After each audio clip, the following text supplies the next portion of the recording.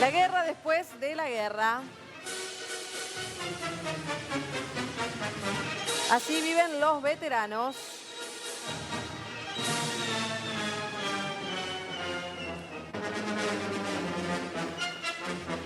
Bueno, está con nosotros Ramón Garcés.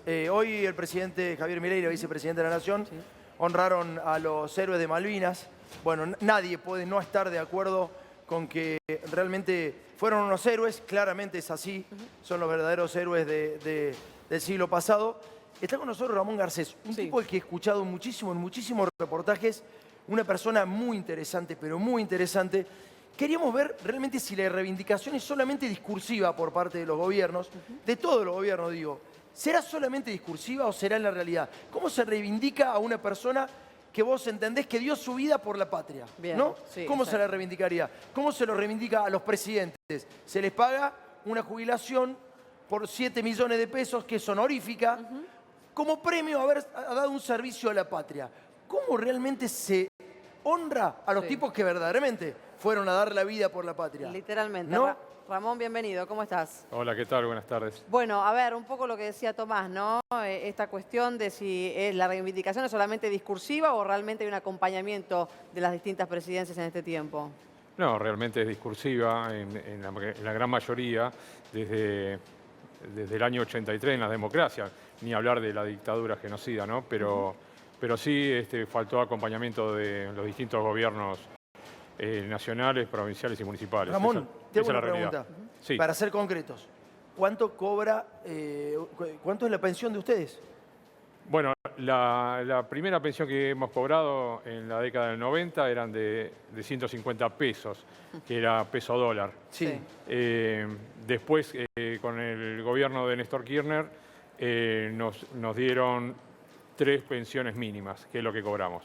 ¿Cuánto es hoy? ¿Cuánto serían 3 pensiones mínimas hoy? Menos de 300.000 Y pesos. ni lo sabemos porque encima lo van a hacer en 2 cuotas, así que es muy difícil hacer hasta la cuenta. No, 600.000 me parece que no llegan, ¿eh? No, me parece que no, por eso. No, pensiones mínimas, Pero- pensiones mínimas. Claro, Estamos exactamente. hablando de pensión, no 270.000, jubilación, sí, claro, sí, sí. no. Ahora, Ramón, Sí, y no, los descuentos, ¿no? Che, pero pará. Dos Estamos descuentos. hablando de héroes de guerra. A ver, muchachos, yo entiendo todo lo que quieren hacer. La política es fantástica, es hermosa. La verdad que los escuchamos, hacen cadenas nacionales, se llenan la boca diciendo que estos son los verdaderos héroes y le pagan 260.000 pesos en 2 cuotas.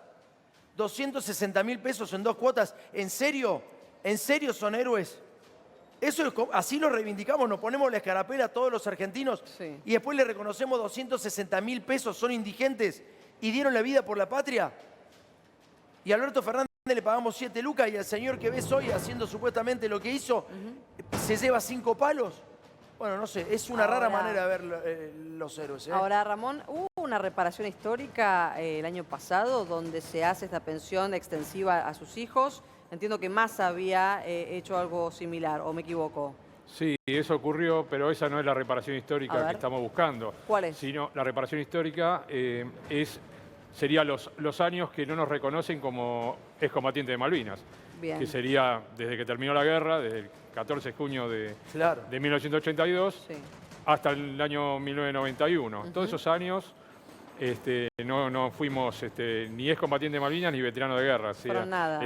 ese sería el reconocimiento histórico que estamos pidiendo hace años. Pero- todos los movimientos que tienen que ver Excombatientes. agrupaciones, Es federaciones. importante que aclaremos esto, porque ¿sabés qué pasa? Que del otro lado van a decir, ¿y por qué tienen que ser pensionados? ¿Sabés por qué tienen que ser pensionados? Porque la guerra te cambia la vida. Este señor sufrió un ataque inglés, ¿se entiende?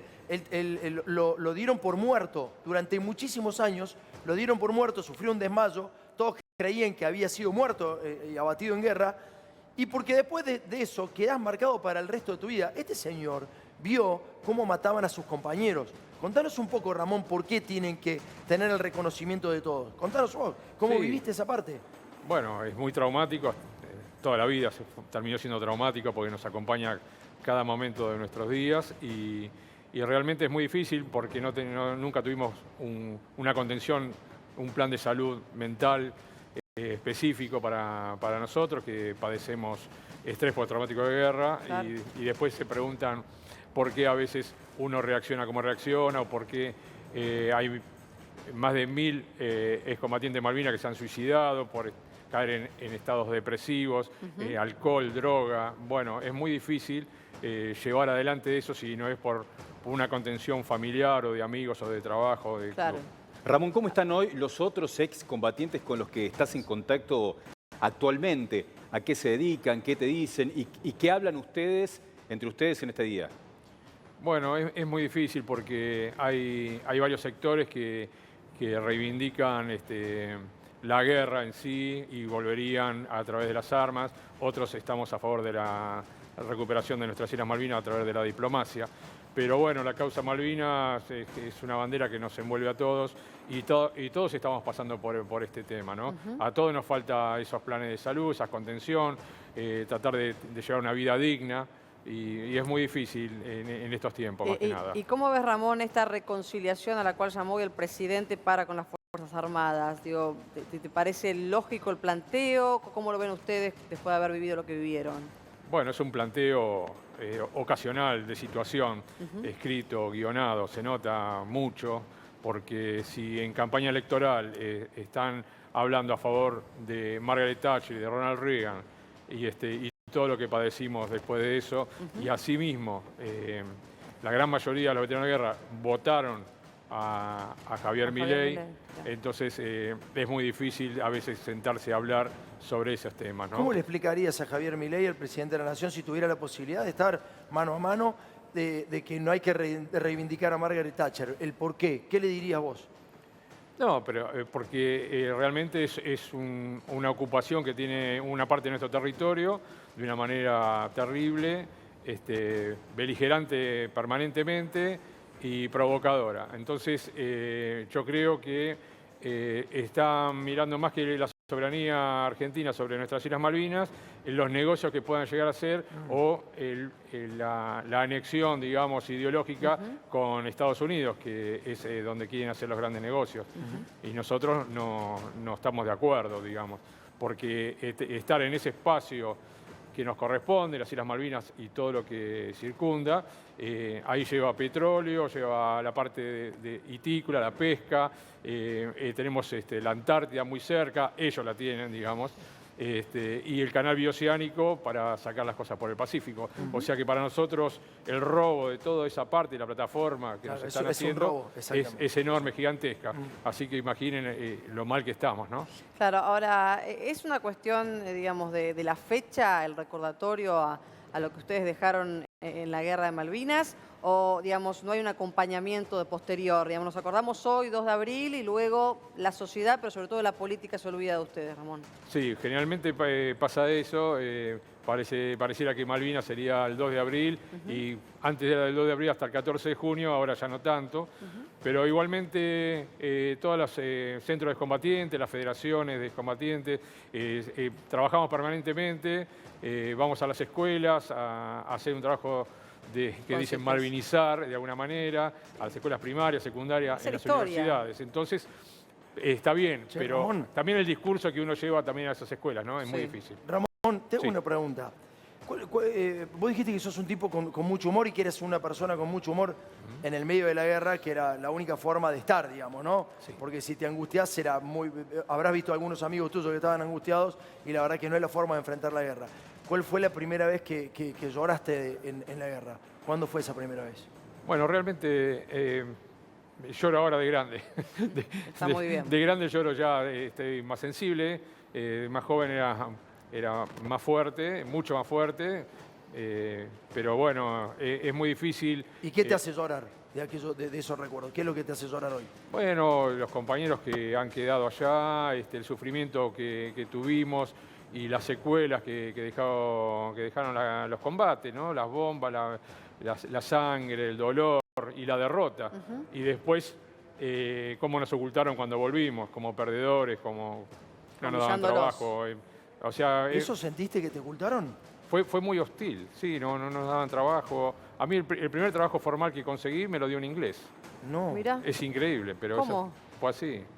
¿Pero por qué? ¿En dónde?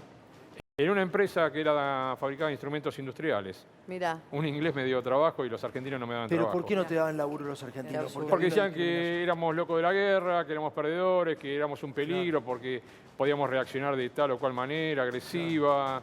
Y bueno, Así terminamos todos vendiendo por la calle. no, Yo vendía alfajores en Liniers, vendía cosas Mirá. en el tren, en los colectivos. ¿Te considerás una víctima? Sí, claro, soy una víctima. ¿Sabes por qué? Pero ¿Sabés víctima por de qué la te lo preguntaba? dictadura, no una víctima Por de... eso A ver. te lo preguntaba, Ramón. ¿Sabes Sí. por qué? Porque cuando se pone en tela de juicio cuántos fueron los desaparecidos, Sí. se habla de que no fueron 30.000. En realidad, supongamos que hayan matado 8.500 personas y que en la guerra de Malvinas hayan fallecido 700 y pico de argentinos. El resto que volvió siguió siendo víctima y personas desaparecidas. Nunca es lo mismo la persona que llega a una guerra que la que se va de la guerra, y nunca es lo mismo una persona que pasa por una tortura que la que se va de la tortura. No entendemos esto. Te lo está explicando extraordinariamente Ramón. Sí, yo creo que es así, que no son 30.000, que son muchos más de 30.000, porque hay que ver también cómo se cuentan los detenidos desaparecidos, ¿no? Claro. Porque en todo caso, yo que fui militante de la Juventud Peronista antes de la guerra, yo fui detenido varias veces y he estado ausente de mi casa varios días y sin que nadie sepa dónde me encontraba. Claro, Entonces, bueno. ¿qué era yo? claro. ¿Era exactamente. detenido? ¿Era desaparecido? Después aparecido. Bueno, hay que ver ese tema Che, también. manejaste un tanque antiaéreo. Manejó un tanque antiaéreo sin saber manejarlo. O sea, lo llevaron a la guerra, le explicaron en un pizarrón cómo era dispararle a aviones. No te creo. Sí, Sí. Ramón, contanos, Ramón? contanos eso. Sí, es verdad. Un cañón antiaéreo, sí, de 20 milímetros. Sí, nos ¿Cómo habían es eso? incorporado pronto, ahí en el año 82, con 18 años, y tuve una instrucción de 2 clases en un pizarrón para saber cómo funcionaba un cañón antiaéreo.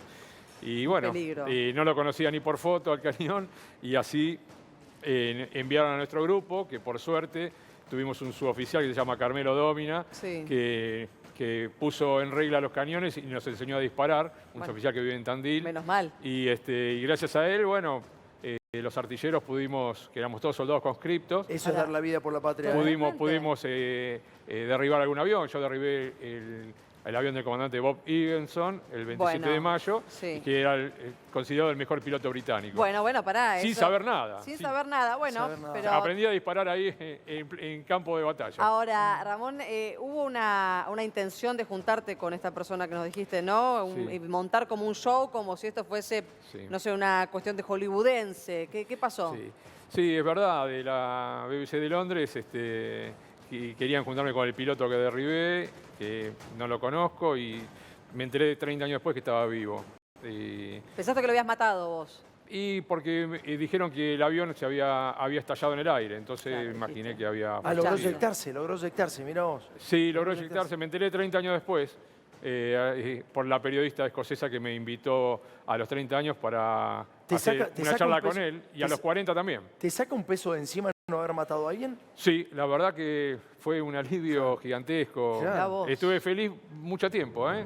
Y claro. Porque sacarse una carga como esa, a nosotros que con los cañones antiaéreos no solamente le disparamos a los Harrier, a los Sea Harrier, sino también en la última instancia tuvimos que dispararle a los Infantes, al segundo de paracaidistas Sí. británicos al cuerpo. Entonces, eso es muy traumático porque uno lo mira por la mira telescópica del cañón y está disparándole a la gente. Claro. Es un horror todo eso. Ramón, cuando vos le estás contando esto a los que son más jóvenes, muy jóvenes o adolescentes, o jóvenes que están muy lejos de 1982, ¿cómo les contás ese momento que viviste en la guerra? ¿Se los contás distinto? ¿Cómo se los narrás? Sí, generalmente cuando voy a las escuelas a charlar, que me invitan muchísimo, evito todo este tipo de lo que estoy contando acá, que Traumático. es para adultos. Claro. Sí, me hacen las preguntas, tienen anotadas las preguntas, trabajan en clase y yo llevo todo para otro lado, digamos, para que se sepa sobre Malvinas, pero Sí. no específicamente sobre la guerra de Malvinas. Bien. Sí, algunas cosas puntuales, como qué hicimos, dónde estuvimos, si hacía frío, las comidas, pero al menos yo, intento que empiecen a explorar lo que es la causa Malvinas y todos los beneficios que que corresponden a un país porque es parte de la Patagonia y que no los tenemos, porque está usurpada.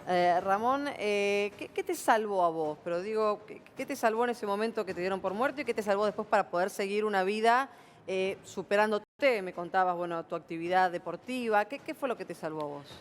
Bueno, en Malvinas me salvó el estado físico. Mirá. Yo en ese momento jugaba en la selección de voleibol y entrenaba 6 horas por día. Así que físicamente estaba muy bien, a pesar que bajé 14, 15 kilos, estaba muy bien físicamente. Yo creo que eso me ayudó y mucho. Y cuando volví, lo que me ayudó fue bueno, conocer a una chica que ahora en noviembre vamos a cumplir con esa chica 38 años de casado. Te salvó un poco, sí, me ¿no? salvó el amor, sí, que la conocí por carta, así que es una historia muy linda y bueno, acá estoy, me da un poco de vergüenza todavía contarlo, ¿Por qué? pero sí, si no fuese por ella y por mi entorno más íntimo, no estaría hoy hablando acá. Che, Ramón, era joven, decías que era deportista, evidentemente que no pensaba en morir, ni se te cruzó por la cabeza en morir cuando fuiste a la guerra. No sé cuál habrá sido el incentivo de haber ido, porque inclusive algunos iban hasta entusiasmados para defender la patria, evidentemente. ¿Cuándo te diste cuenta que todo podía acabar? ¿Cuándo te diste cuenta que realmente esto era en serio y que todo podía terminar mal para vos?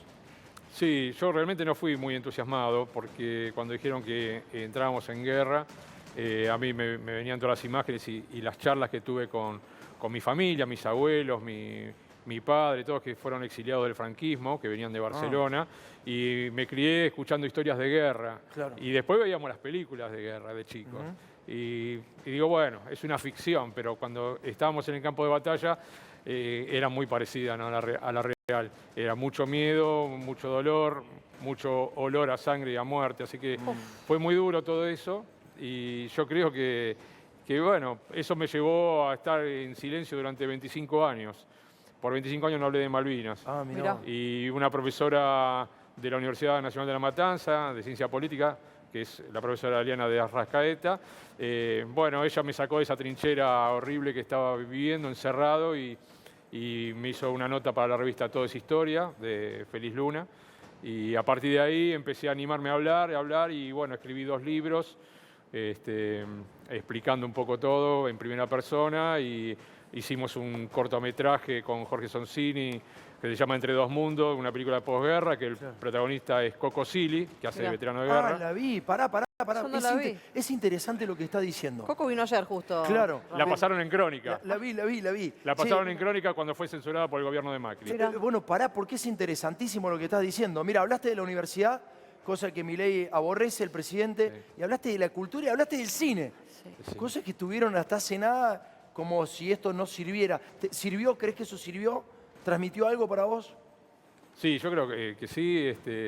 Bueno, es todo muy conmovedor, ¿no? Porque cuando a todo pulmón pudimos hacer ese cortometraje para visibilizar los suicidios de la posguerra, había alrededor de 500 excombatientes que se habían suicidado. 500. Fue todo muy duro, fuimos censurados por el gobierno de Mauricio Macri y Crónica fue el que se animó a pasarlo en ese momento de censura. Por eso estoy muy agradecido siempre con Crónica. Siempre me han convocado y han tenido la generosidad de pasar el cortometraje en el momento más álgido contra el gobierno de ese entonces. Así que a partir de ahí surgió que empezaron a circular por todo el país. Sí. Lo tomó el Inca, está en la plataforma Cinear. Mala palabra el Inca ahora, mala palabra. Ahora es mala palabra, pero bueno, esa fue la manera de que todos puedan ver en distintas partes del país el cortometraje. Te quiero hacer una pregunta, Ramón. Sí. ¿Sentís que peleaste al pedo cuando ves que vienen por el litio, cuando ves que entregamos el mar argentino, cuando ves que nos arrodillamos y entregamos nuestra industria, que hacemos lo que nos dicen? ¿Sentís que peleaste al pedo? Y uno tiene esa sensación y bueno, por la militancia que tuvo uno, intenta no pensarlo, ¿no? Pero sí, realmente da mucha bronca y da ganas, hay que convocar a salir a la calle en cada acto de los gobiernos, en este caso en el Javier Milei en particular, porque quieren entregar nuestra soberanía nacional y tenemos que oponernos. Bien, ya está Diego Moranzoni con nosotros. Diego, bienvenido. ¿Qué tal, chicos? ¿Bien? Bien, acá escuchando a Ramón, que obviamente da gusto. Sí, lo conozco, Ramón lo hemos muy entrevistado, bien. claro. ¿Sí? ¿Ya lo has entrevistado? Sí, por supuesto. Bueno, este caso ¿Cómo, Dieguito? ¿Qué decís? ¿Bien? Parece que tiene... Ah, no, para, vuelvo porque tenemos una pequeña dificultad. Ahora, Ramón, recién hablabas de una trinchera, te diría, mental, ¿no? De la que te sacó esta mujer. Eliana, sí. Eliana, la trinchera fría en la cual has tenido que estar en la guerra en Malvinas, pero esa trinchera, ¿fue aún peor poder salir de ahí? Sí, claro que fue aún peor. A mí me ayudó el deporte, siempre el deporte y el estudio, ¿no? Uno trabajaba, hacía deporte y estudiaba. Eso me hizo poner la cabeza en otro lugar y leer muchos textos de muchos autores y bueno, salir de eso que hay tanta gente está encerrada y caen en pozos depresivos que son... Sos un diferente, Ramón, ¿eh? Sos un ser diferente, en serio, lejos, ¿eh? Creo que todo hecho traumático hace que se generen personas realmente diferentes. Y lo de Ramón, evidentemente que ha sufrido, lo padece, lo ves, un tipo con sufrimiento claramente, pero que bueno, que es un tipo diferente, que hay que aprovecharlo en toda su experiencia y en todo lo que diga. Y que da gusto. Ahora sí, Diego. Bien, quiero primero mi homenaje, mi abrazo, el orgullo que siento cada vez que abrazo a un excombatiente. Recuerdo mi primera vez con un excombatiente en el tren, yendo a casa de mi abuela, apenas terminada la guerra, mangueando, con vergüenza, prácticamente en una... casi indigentes, como pidiéndonos perdón, como pidiendo permiso. Yo tenía 8 años. 6, no, un poquito menos. Y le preguntaba a mi papá, ¿por qué? Porque yo iba a un colegio inglés. Y vivimos la guerra, o sea, imagínate lo que fue. De otra forma. Sí, claro. Obviamente, pero al contrario, yo como argentino o sea, yo le pedí a mis viejos que me saquen del colegio. Claro. Y me acuerdo que le preguntaba a mi papá por qué los tratábamos como mal, si estos tipos habían dado la vida.